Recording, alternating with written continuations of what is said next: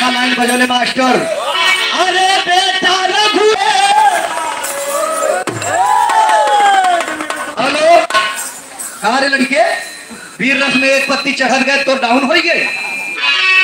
अरे बेटा रघु भैया, अरे बेटा रघु, अरे बेटा रघु, बेटा रघु,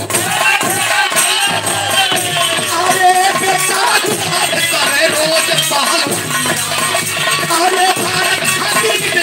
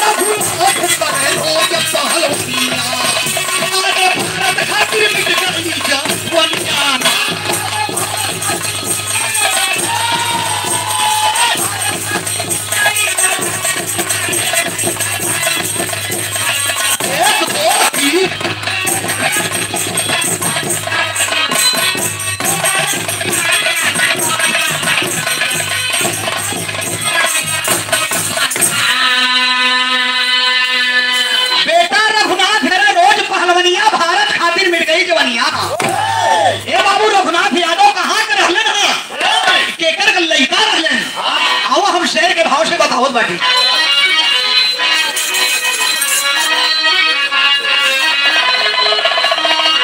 अरे बात यूपी कई जिला सैफई गांव बताई। अरे बाबू जो खुमाई गुलाब लाल जनमाई, अरे सिखावे रोज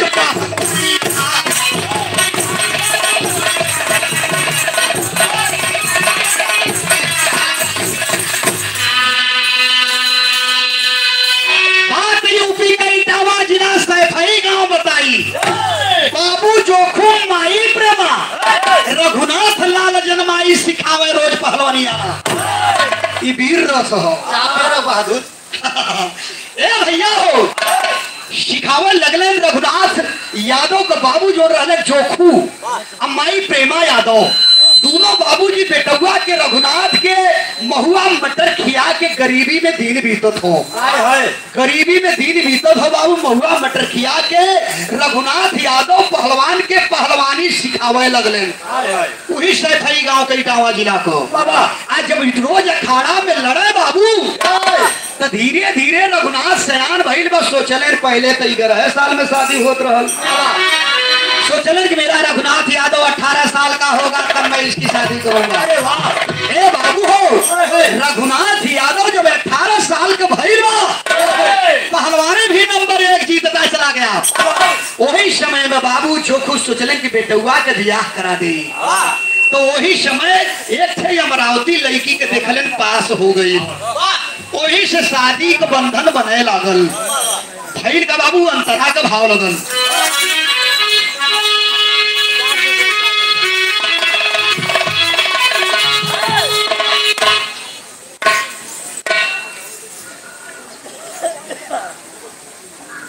ज्ञानचंद के माई के तरफ से ग्राम सभा भोरी के पावन पवित्र धरती से ज्ञानचंद गौतम के माई की हमारे माई की तरफ से 21 रुपया का पुरस्कार ना बस बल्कि आशीर्वाद हो। अरे वाह, ए बाबू बेटुआ के जब शादी करेला हो गई तो भैर का अंतरा का भाव लगे।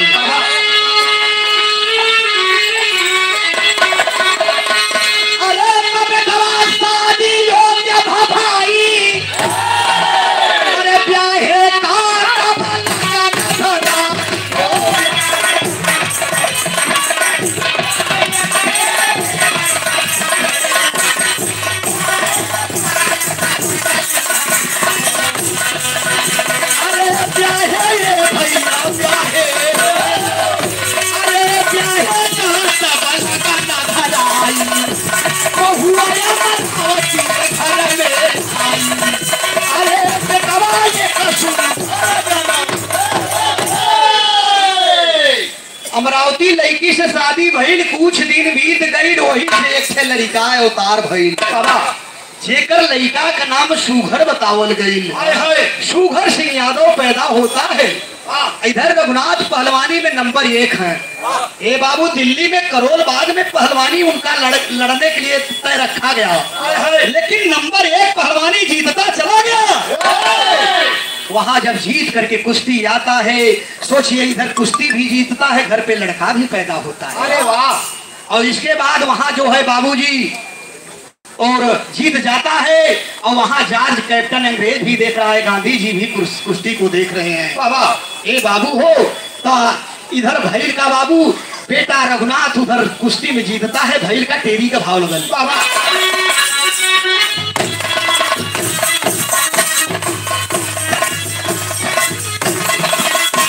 अरे वीर रघु वीर रघु, अरे वीर रघु भैया वीर रघु, अरे वीर रघु जीता तू समर से दिया, अरे भारत खातिर कित गई मन जाना।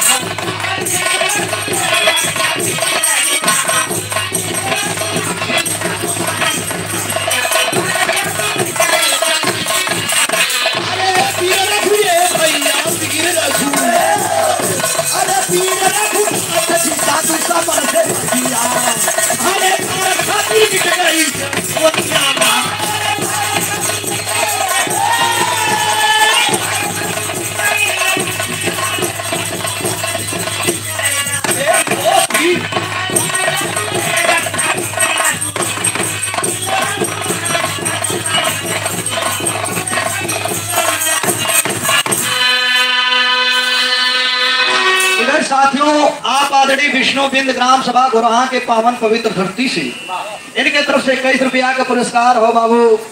गायकी बड़ी सुंदर इनकर रहल बाबू। अब आज भी अगर पिहेगी है तो मोर भी फेल हो जाएगी। बहुत सुंदर सा गायकी है बाबू, गाने पर ध्यान देंगे साथियों। वीर रघुनाथ जीता कुश्ती में, दुश्मन से बजिया भारत खातिर मिट गई जवानियाना। वीर रघुनाथ यादव कुश्ती में इधर जीतता है, उधर उनका लड़का पैदा होता है जिसका नाम सुगर सिंह यादव बताया गया। बाबा ए बाबू हो, रघुनाथ जैसे ही जीतता है, जॉर्ज कैप्टन जो अंग्रेज था साथियों देखता है, उसके आंख में गड़ जाता है। अरे वाह। बोलता है गांधी जी से, क्या करता है साथियों, शेर के भाव में बताया गया।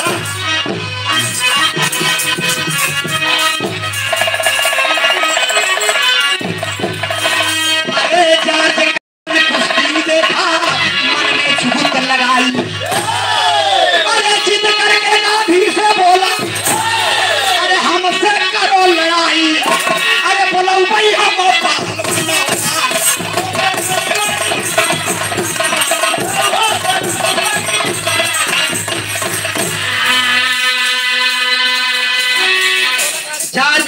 कुश्ती देखा, मन में जुगुत लगाई, जिद करके गांधी से बोला हमसे करो लड़ाई, बोलो भाई हम पहलवानवाना। तेरे पहलवान को रघुनाथ यादव को कोई पटक नहीं पा रहा है। अंग्रेज बोलता है गांधी जी, मैं अपने लंदन से पहलवान बना बुलाऊंगा, उसका वजन 2 कुंतल 40 किलो है। और तेरे पहलवान की कितना वजन है? गांधी जी ने बताया मेरे देश का पहलवान जो रघुनाथ यादव हो मात्र 80 किलो का है। कहे मेरा पहलवान 2 कुंतल 40 किलो का 6.5 फुट का जवान है। रे बाप रे बाप। तो कहें कि यहाँ कुश्ती नहीं होगी दिल्ली में, हरियाणा में फरीदाबाद में मैं कुश्ती कराऊंगा। अंग्रेज ऐलान को कर देता है। तो भैर का बाबू अंतरा का भाव लगन।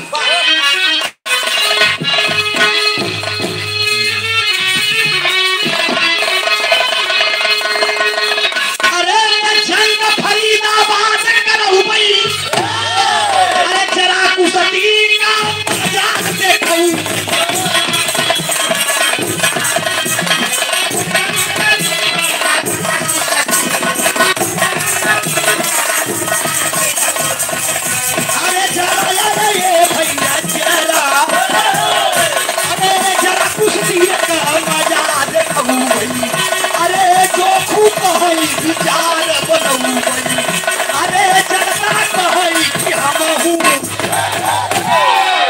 जंग फरीदाबाद खड़ो भाई, जरा कुश्ती का मजा देखो भाई। जोखू कहे विचार बनो भाई, जनता कहे कि हम हूँ भाई। आप आदरणीय विनोद पत्रकार साहब सत्यम न्यूज के पत्रकार हैं। कल हमारे लोगों के सत्यम न्यूज पे आ जाए। इनके सौजन से 21 रुपया का पुरस्कार हो गढ़ा के पावन पवित्र धरती से। बाबा आप आ रही फारूक अली भुरहा के पावन पवित्र धरती से, इनके तरफ से 11 रुपया का पुरस्कार हो। आप आदरणीय शीतला प्रसाद गौतम घुरहा के पावन पवित्र धरती से भैया की तरफ से 21 रुपया का पुरस्कार नहीं बल्कि आशीर्वाद है। लड़के आवाज इसका बड़ा क्यों कम कर रहा है आवाज? हाँ चलो नहीं हेलो हेलो ये वीर सभा ये मेरे तेज हो चाहे ए बाबू हो बढ़ाओ लड़के जरा कुश्ती का मजा देखो भाई, जोखू कहे विचार बनो भाई, जनता कहे कि हम होंगे, जनता कहे हम भी देखने आएंगे फरीदाबाद में ऐसी कुश्ती होती है। ए बाबू हो रघुनाथ पहलवान आयल भाई अपने औरतिया बरावती से लगन कहे कि देखिए 2 कुंतल 40 किलो का पहलवान है, मैं कैसे उससे लड़ने जाऊं? मेरे पिता जोखू भी कह दिए हैं और उधर गांधी जी भी कह दिए हैं लड़ने के लिए, और फरीदाबाद में होगा हरियाणा में, हम कैसे जाएंगे? मेरी पत्नी धर्म पत्नी बताओ। उसकी पत्नी कहती है खबरदार थे, ये भारत की शान है, मेरे मांग के सिंदूर और सुहाग की बात है, स्वामी तुम लड़ने जाओ, ये भारत की शान है, जा करके उसको पहलवान को पटक करके आओ। कहे कैसे पटकूंगा? 2 कुंतल 40 किलो वजन है उसका। विचार को बनाता है बाबू, और अतिया डांट करके कहती है क्या टेढ़ी का भाव लगे।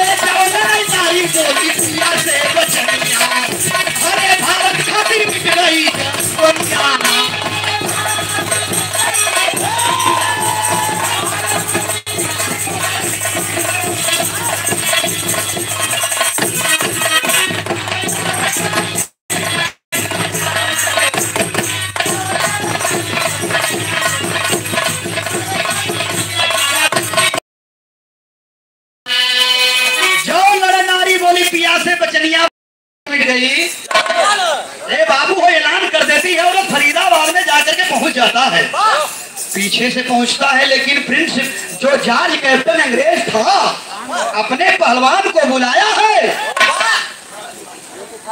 अपने पहलवान को जब बुलाया है, बुला करके 2 कुंतल 40 किलो का पहलवान जा करके लंगोटा कस करके बाबू पहले से ही, हाँ बस पहले से ही जा करके बाबू मट्टी को लगा लेता है और अपनी फड़ी को मार रहा है।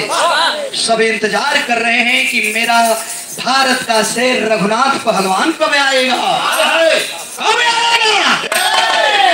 ये बाबू होता है क्या बाबू? शहर का भाव लगन।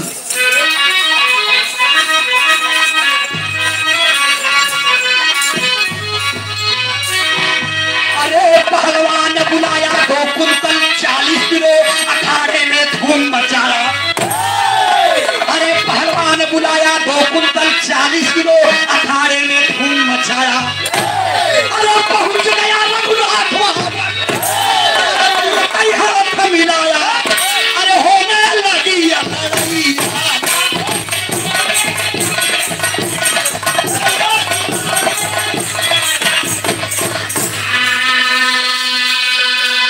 पहलवान बुलाया 2 कुंतल 40 किलो अखाड़े में धूम मचाया। पहुंच गया रघुनाथ वहां पर, तुरंत हाथ मिलाया, होने लगी लड़ैया।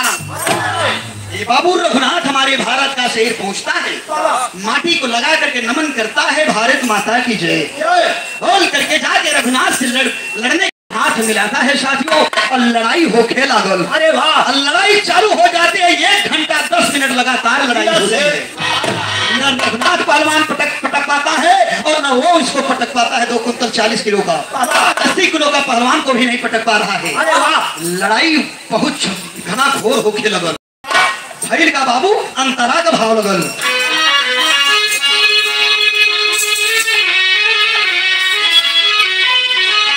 अरे पटकी पटका शुरू हो गई ने, अरे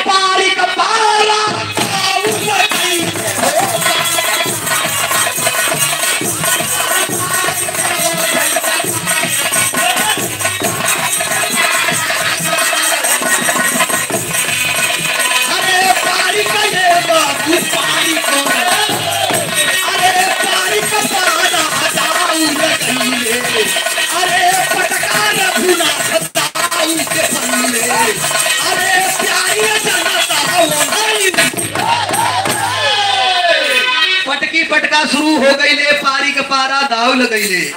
पटका रघुनाथ दाव के पहले प्यारी जनता उधर उठैले। रघुनाथ पहलवान का दौआ लह गई। 2 कुंतल 40 किलो का पहलवान के पटक के चढ़ बैठल। तालियां बजने लगी। रघुनाथ पहलवान को रघुनाथ यादव को लोग उठा लेते हैं साथियों। अरे उठा लेते हैं साथियों। और उठाने के बाद साथियों तो होता है क्या, कुछ समय पर फिर जुगत लगाता है अंग्रेज जॉर्ज कैप्टन।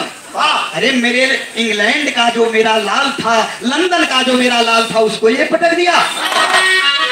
तो गांधी जी से आकर के बोलता है कि अब तो जो हुआ सो होगा, लेकिन तुम्हारा पहलवान बहुत दुबला पतला है। मैं अपने पहलवान को ऐसा आइटम खिलाता हूँ कि 2 कुंतल 40 किलो हो गया है। इसको मेरे यहाँ लंदन में भेज दो, हमारे यहाँ भेज दो इसको। रोज डेली काजू बादाम 1 लीटर, शाम को 1 लीटर, सुबह को दूध देंगे। मगर इसको पहलवानी हमारे लोगों को सिखाएगा। खूबलाल प्रजापति, खूबलाल प्रजापति कजरी गायक के भैया के तरफ से इनके चरणों में आशीर्वाद कामना हो। 21 रुपया का पुरस्कार हो पाली की धरती से।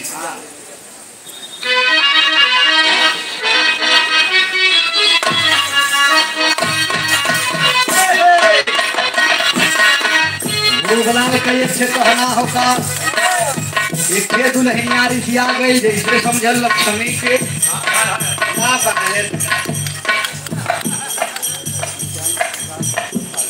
आप आदरणीय चंद्र प्रकाश यादव पाली के धरती से 21 रुपया का पुरस्कार हो। इनके चरणों में पहले हो आशीर्वाद का कामना हो।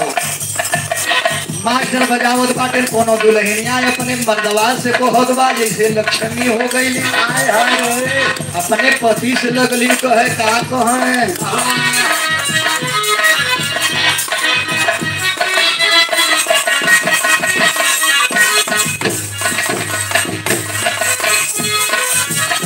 यह कहत बा हमके साबुनी,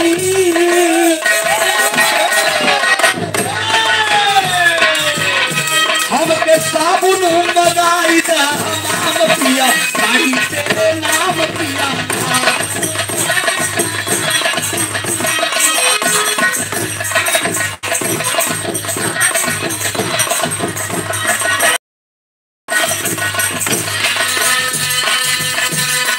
हमके साबुन मंगाई दा हमाम पिया, साड़ी तेरे नाम पिया। और मर्दवा कहे हमाम साबुन तो जानी थे लेकिन साड़ी तेरे नाम नहीं जानी। बतावत बा कैसे अंतरा के भाव से।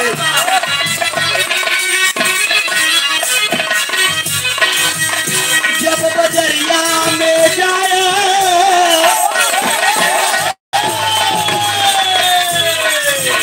जब बजरिया में जाए साड़ी मिलहु।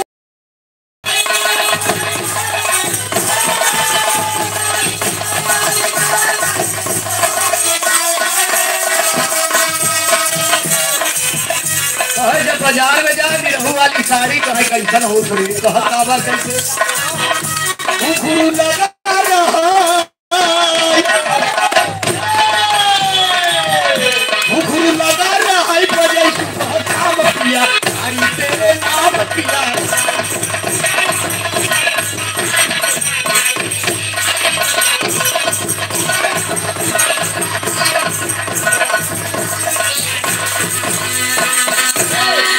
आप आदरणीय शीतला प्रसाद गौतम के सौजन्य से 21 रुपया का पुरस्कार ना आशीर्वाद हो। कहानी पर गौर करिए साथियों। ए बाबू हो, इधर जाके जॉर्ज कैप्टन गांधी जी से कहता है कि मुझको दे दो, हमारे यहाँ जाएगा पहलवानी सिखाएगा। तो भाई का बाबू टीरी का भाव लगल।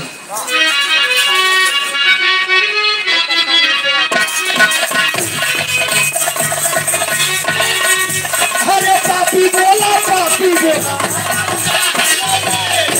अरे पापी बोला ये भैया, पापी बोला, अरे पापी बोला अरे भारत खातिर मिट गई दुनिया।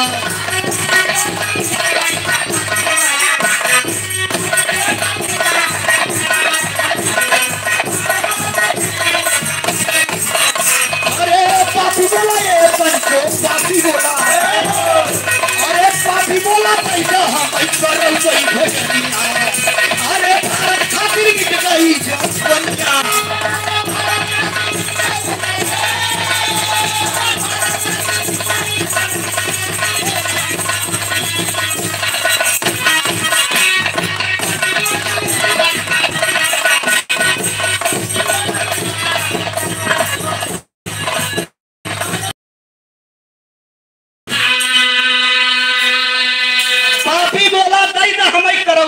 जवनिया भारत खातिर मिट गई। अंग्रेज जहाज कैप्टन को हमारे भारत के लोग जावे जोखू यादव विचार बना करके अपने बेटवा रघुनाथ के और गांधी जी मिल के लंदन के लिए भेज देते हैं।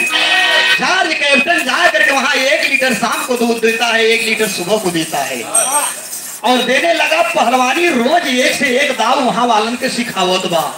वही समय एगो घटना घटल। का घटल मास्टर विदेशिया के भाव में बताओ।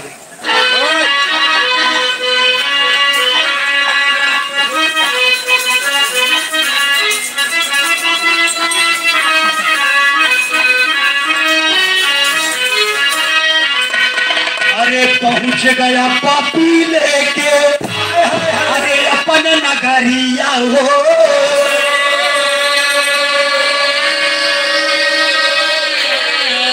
अरे रोज रोज सिखावे लागल वीर पहलवनिया।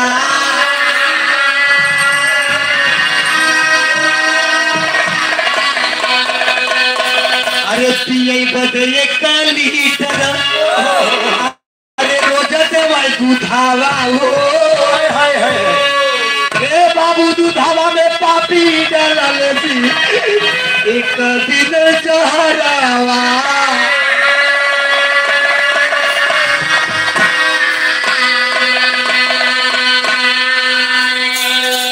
अरे प्राण जब निकल गई ने अरे भारत के सेरावा का भैया लसिया के पाजी दियल सी भारत भेजवानी।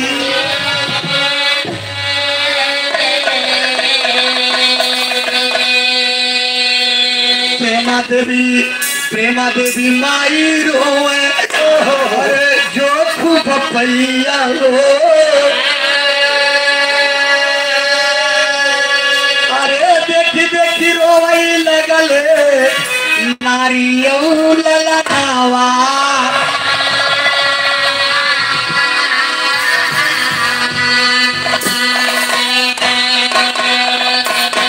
ए भैया 1 लीटर शाम को दूध दिया जाता था, 1 लीटर सुबह को।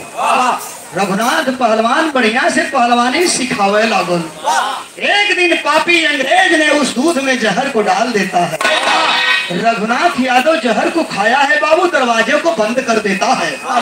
जब गर्मी को फूंकता है रघुनाथ बेचारा मर जाता है तड़प करके, पानी के बिना मर जाता है। साथियों लाश को जो है भारत में भिजवा देता है। और जब भारत में भिजवा देता है उसकी औरत उसका बेटा देख करके रोने लगते हैं। उसकी औरत जो है अमरावती रोती है, चीख पुकार करती है। उसका बेटा जो था बाबू सुघर सिंह यादव जो लड़का था वो भी रोने लगता है साथियों। और जब पूछते हैं कि शरीर इसकी क्यों काली है, अंग्रेज के सिपाहियों ने बोला है कि इसको सर्प ने डस लिया है। बहाना कर देते हैं बाबू, जा करके लाश को उसको जो है गंगा में बहाया जाता है। जोखू यादव रघुनाथ यादव को बहाया जाता है। इधर की कहानी यही से समाप्त भइल।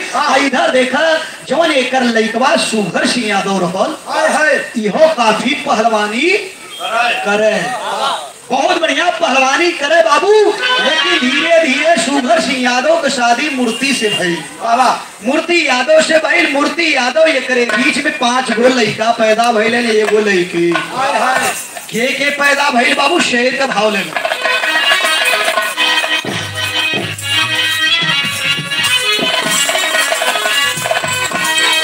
अरे सुघर से भैरतन राजपाल शिवपाल के बताई। सुघर से भैरतन मुलायम राजपाल शिवपाल के बताई। अरे सुनो मुलायम के 2 पुत्र हुए। अरे प्रतीक अखिलेश गिनाई। अरे शाम से करई फटी।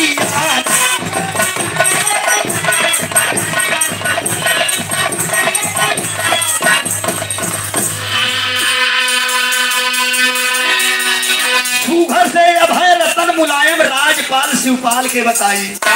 सुनो मुलायम के 2 पुत्र हुए। प्रतीक अखिलेश गिनाई शान से करें पढ़ैया। अरे ये बाबू हो मुलायम सिंह यादव भी पहलवानी करे लगले। मुलायम सिंह यादव के आप देखे होंगे साथियों, ये कान दबा था, वो भी पहलवानी छोड़ करके बाद में राजनीति में आ गए। राजनीति में जब मुलायम सिंह यादव आते हैं साथियों, तो इनके पास 2 पत्नी होती हैं। पहला का लड़का प्रतीक होता, पहला का लड़का जो है अखिलेश होते हैं, दूसरा का प्रतीक होता है। प्रतीक अखिलेश 2 लड़के होते हैं, दोनों को पढ़ाने लिखाने लगे। अखिलेश यादव भी राजनीति में आ गए। राजनीति में आ गए बाबू, अंतरा का भाव लगल।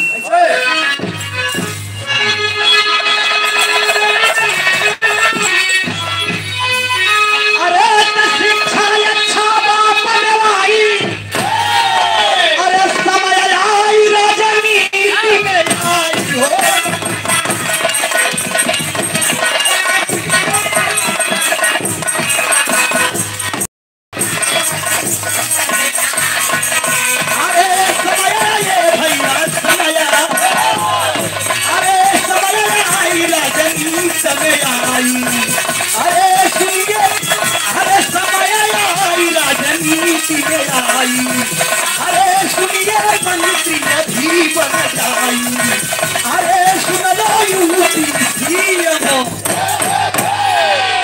शिक्षा अच्छा बाप देवाई, समय आए राजनीति में आई। सुनिए मंत्री भी बन जाई, शान से मंत्री भी बन जाई। सुनिए यूपी सीएम भाई, यूपी के मुख्यमंत्री भी अखिलेश यादव कई बार हो गए साथियों। अरे वाह, यहाँ तक हमारी कहानी पहुंचती है साथियों। अभी अखिलेश यादव लड़ रहे हैं, बराबर चल रहे हैं, उसी का खानदान चल रहा है। सबसे पहला जो कि जोखू यादव थे, जोखू यादव का बेटा रघुनाथ यादव, रघुनाथ यादव का बेटा सुघर सिंह यादव, सुघर सिंह यादव का अभय रतन मुलायम, राजपाल शिवपाल मुलायम हुए, मुलायम के प्रतीक अखिलेश हुए। यहाँ तक कहानी चलती है साथियों वंशावली के साथ। आप आदरणीय इंद्रजीत बिंद यानी जीते भैया की तरफ से 21 रुपया का 25 रुपया का पुरस्कार हो। भैया के चरणों में पैलगी हो, आशीर्वाद के कामना हो। हमारे गाना का पैतरा बदल गई, गाना का अंतिम में कभी घर आने का।